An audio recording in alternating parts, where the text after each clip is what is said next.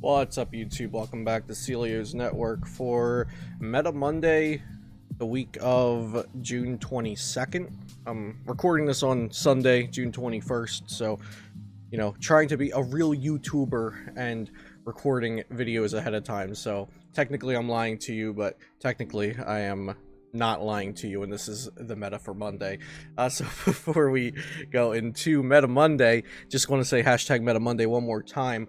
Shout out to ptcgo.com, my lovely sponsor, and the best place for you to get ptcgo codes. Use code Celio for 5% off over there at ptcgo.com.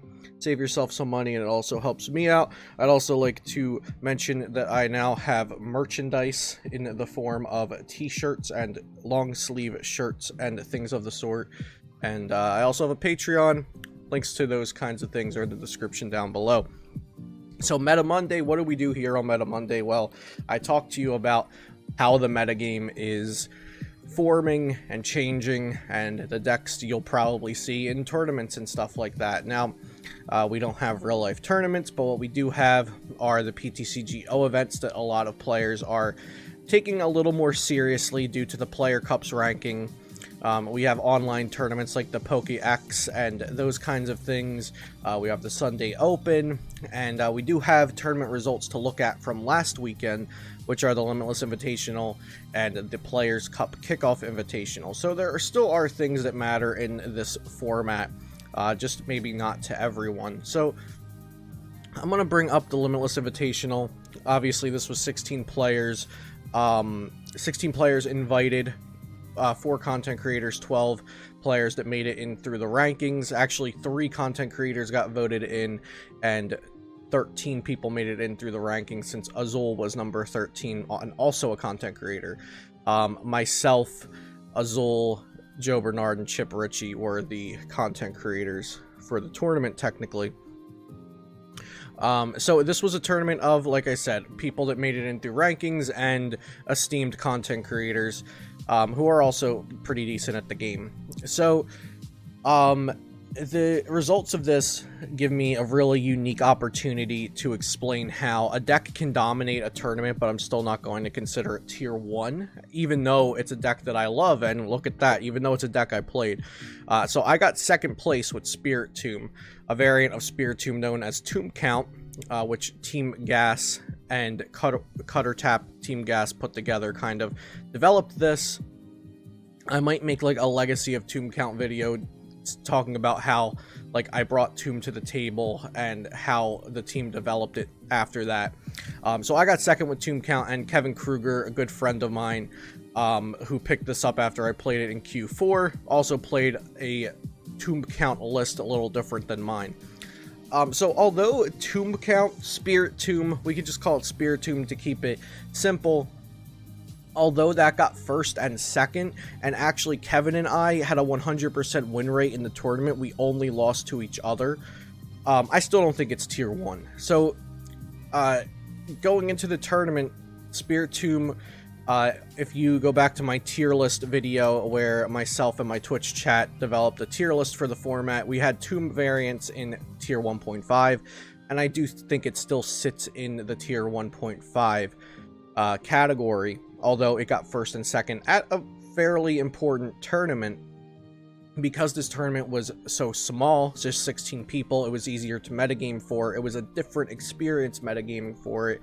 And Spiritomb came out on top because it was not respected enough, and also we had the information that Azul's deck from Q4 had no stadiums in it, and then he also posted the list he was going to play, he shared it on his Twitch or whatever, and he was still playing no stadiums, and I expected other people to copy, and so Black Market Prism was a good call for that tournament, as well as there being a glitch, unfortunately.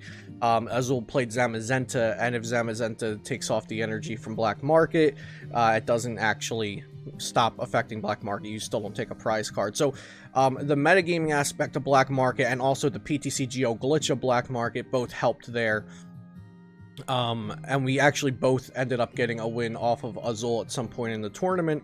Actually, in my match versus Azul, luckily, Black Market Prism didn't necessarily come into play, or the glitch of Black Market Prism didn't actually end up mattering, so that was nice. I know it did matter in Kevin versus Azul, but that's just something that happens in ptcgo tournaments. You kind of just have to take those glitches that we didn't know about, or the bugs, whatever you want to call them. So Spiritomb had the metagame aspect going for it. It had myself and Kevin piloting it, and I think Kevin really took well to the deck after only about a week or so of playing it.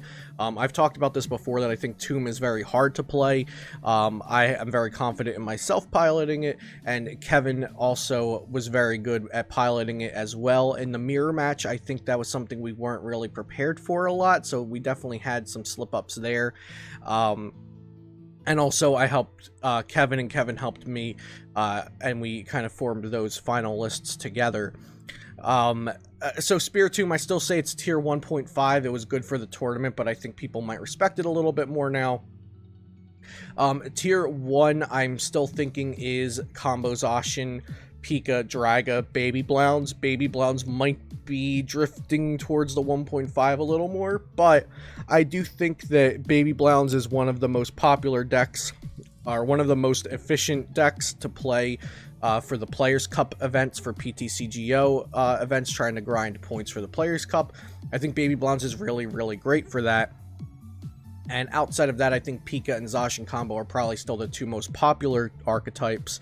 And then dragapult is really just very solid, like take close matchups to everything kind of deck, in my opinion. Towards list from the Players' Cup, which we'll get to, was very consistent. So I think the tier 1 and tier 1.5 really hasn't changed too much. I think Baby Blounds is maybe creeping back down to 1.5 or 2, depending on differing opinions, but I think it's still very popular. I think it's a great choice for ptcgo events. I think it's potentially a good choice if you make it into the first phase of the Players' Cup, and but we'll get to that when we get there. That's still a little whiles away, but I think Baby Blounds is definitely on the lower end of tier 1 if it's still considered tier 1. Other decks we had in the Invitational, Lucario Melmetal, it's kind of a rogue pick. I'd put it in between 2 and 1.5, but it's not popular at all compared to the other archetypes we see here. And also Zacian ADP, I'd probably put that at 1.5 or 2 as well. And mill and control decks, I think, have really fallen off. So let's go take a look at the Players' Cup Invitational. We see mostly the same decks. The Green's Pika Rom has a Bolt Ton on it. Now, this was only 8 players, so I take these results even with less validity than I take the Limitless Invitational, since this was only 8 players. So, like, 5th through 8th, like, I think 7th and 8th, like, went 0-2. So, I think, like, 5th and 6th went, like, 1-2. So, these results aren't really top 8 results. Nothing against the players, of course, but just the structure of having a 8-person invitational, most of the people had really poor records. Towards list, though, was very different. He played really nothing cute. He played double Zigzagoon and then no Tina that applies bench damage. He just played this 4 Jirachi, 4/4 Dragapult. Classic Tord, he went really aggro with consistency. He put consistency at the forefront of his deck building, which is something Tord does again and again and finds success with. He also played no switch. He played 4 Scoop Up Net and 3 Escape Board. The only thing I disagree with in his list is the 2 Shrine of Punishment. I think those should probably just be power plants. So I do think this is a list you should expect to see around.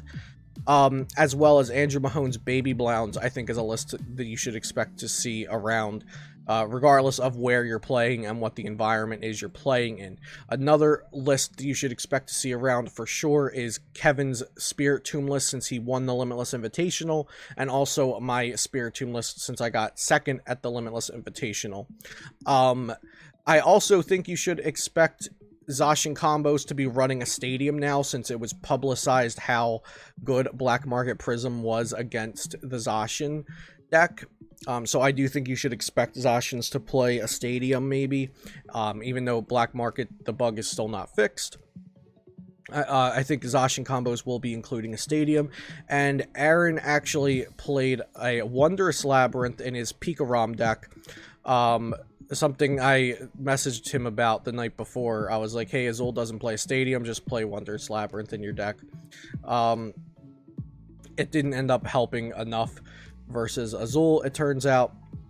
But yeah, Wondrous Labyrinth is something cool, and players always like to, especially in a time right now where we don't have huge important in real life tournaments going on, players like to or they tend to go towards the different stuff, the cool stuff, like, oh, this is unique, let me try this out. So I wouldn't be surprised if you see a Wondrous Labyrinth or two in the ptcgo events or on the ladder or anything like that. But yeah, the meta hasn't really changed too much, except now I think people might respect Spiritomb, try to counter it a little with something like Xurkitree GX or Lowland Persian GX or Shuckle GX. And Spiritomb might actually be a little more popular now. It's not just going to be myself and Ross Cawthon playing it anymore. Maybe other people are going to pick it up because of the success it had last weekend. So that's kind of how I see the meta right now. Of course, rogue decks are still very possible to be played. Like, I think calling that the top like 40+% of the meta would be Pika, Combo Zacian, Baby Blounds. Like, if you can find something that beats those three decks and can maybe deal with a couple other things, then go for it, because I do think the meta is still very centralized around tier 1. Dragapult, I do think, is a little less popular, but it's still definitely tier 1. And then, like I said, I think Spiritomb is going to be popping up a little more, and specific lists of the archetypes will be popping up because they had success in the weekend of June 13th. So, hope you all enjoyed this video. Like I said at the beginning, shout out to potownstore.com, my sponsor and the best place for you to get ptcgo codes. Use code CELIO for 5% off. If you're interested in checking out my merchandise or my Patreon page or anything like that, links are in the description down below. Always appreciate the support. Make sure to subscribe and leave a like if you enjoyed the video, and I'll see you next time here on Celio's Network.